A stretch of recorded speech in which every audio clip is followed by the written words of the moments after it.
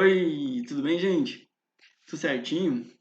Aqui é o professor Rossoni e vamos fazer a questão do Enem de 2020, que diz o seguinte, tá? A obtenção de óleos vegetais, de maneira geral, passa pelas etapas descritas no quadro. Como é que a gente vai obter os óleos vegetais, né? Então, preparação da matéria-prima, que tem seleção de grãos, que é a separação das sujidades mais grossas. Bom, começa aqui, você consegue ver, né, a olho nu, geralmente o nome dessa separação de mistura é chamada de catação, tipo aquele catador de latinha, né? Ele se baseia no aspecto visual, mas só por curiosidade, né? Depois tem o descascamento, que é a separação da polpa com a casca. Cara, isso pode ser manual mesmo, né? Até por uma certa trituração assim mais de leve. Também poderia ser, né, após isso, uma ventilação. Você pode aplicar uma ventilação que o vento vai separar a casca, que é de menor densidade, da polpa de maior densidade, geralmente. Se for uma para óleo mesmo, semente, né? Trituração. A trituração é o rompimento dos tecidos das paredes das células. Bom, trituração já imagino que seja triturar alguma coisa, né? Então, cozimento também eu acho que é de conhecimento popular, né? Aumenta a permeabilidade das membranas celulares. Prensagem. A prensagem é quando você pressiona, né? Por exemplo, a laranja contra o espremedor de laranja. Então, você tem uma prensagem ali, né? Então vai sair, por exemplo, um suco da laranja. Se tu pressionar sementes, né, de alguns, por exemplo, cereais, né, tu consegue obter o óleo, por exemplo, né, o óleo de castanha, o óleo de nozes, o óleo, né, de leite de castanha, né, por aí vai. Depois tem a extração, né, que é a obtenção do óleo bruto com hexano, e destilação, que é a separação do óleo e do solvente, né, daí já é a extração do óleo bruto.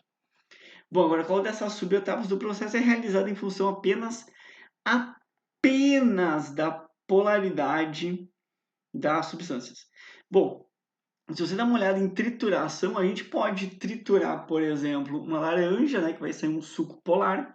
A gente pode triturar uma semente, né, que vai sair um óleo apolar. Então, ela não é realizada apenas em função da polaridade, porque vale para as duas, né? Não separa, por exemplo, uma coisa da outra, né? O cozimento também, não faça distinção, né? A prensagem também não, se tu pressionar uma laranja que vai ser um suco, né, que é praticamente água e substâncias polares, vitamina C, ácido cítrico, então, ela não faz a distinção, a mesma coisa de um óleo vegetal. Agora, a extração, sim, porque olha só, quando você fala extração, e olha só, gente, tem coisas aqui que elas são bem importantes saber para o Enem, tá? Por exemplo, caso você não saiba, você escreve que o óleo aí é apolar. O óleo é um lipídio. E os lipídios, né, tipo gordura e tal, é legal você saber que eles são apolares. Então, o óleo com hexano, o hexano também é apolar, ele é um hidrocarboneto. E assim como os lipídios, né, todos os hidrocarbonetos são apolares, combinado?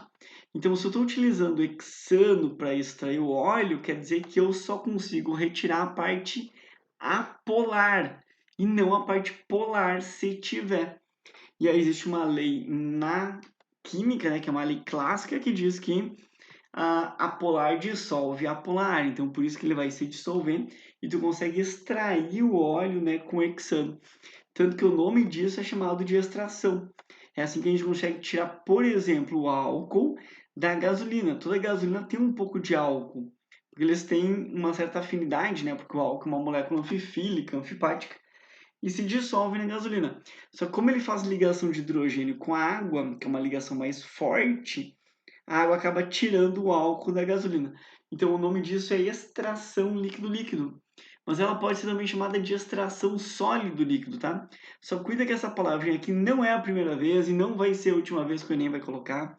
Então você tem que entender o que é extração. Por exemplo, sólido-líquido é quando eu tiro, eu passo, por exemplo, um líquido, geralmente água, e eu consigo tirar o sólido que é solúvel na água, né? O que é insolúvel não vai junto com ela. Então, como é que eu vou saber que o sólido vai ser solúvel na água, né? Geralmente, se for polar, se for uma substância polar, que nem a sacarose, que nem o sal de cozinha. Então, uma grande chance de ser retirado com a água. Isso vai para o pó de café, chá, chimarrão e por aí vai.